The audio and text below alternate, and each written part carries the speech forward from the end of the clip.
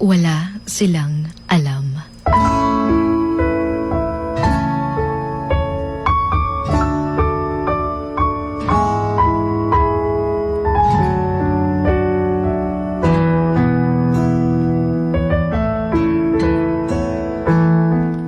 Wala silang alam kung ano yung mga pinagdadaanan mo araw-araw.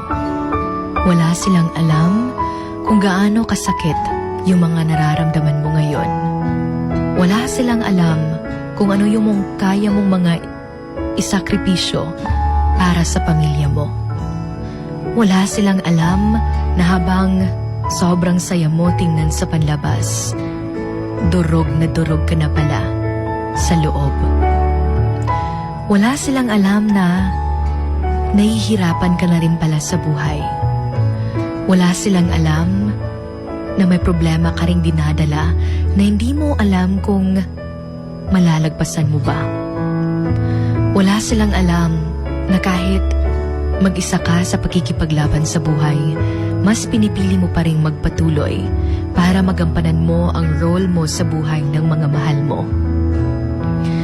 Akala kasi nila, lagi kang masaya kasi palagi kang nakangiti.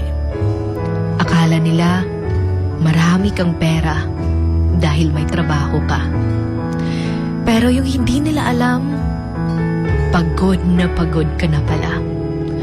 Kalabit ang magdungan, ang kakapoy, lungkot, kanang kamingaw, and disappointments. Nga wala ka kabalo sa situation. Samot na nga, layo ka sa imong pamilya para lang ma-provide ang mga kinahanglan nila.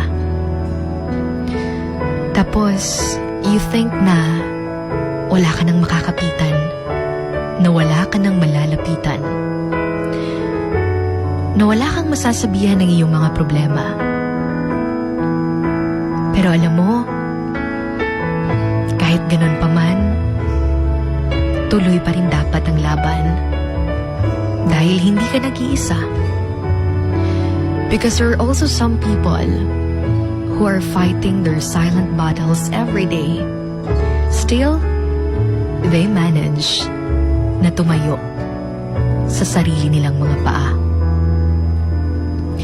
You know what?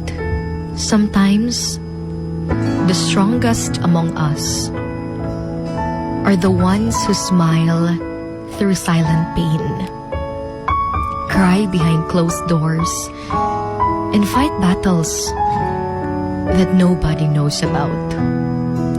And remember that one day, you will tell the story of how you have overcome what you are going through.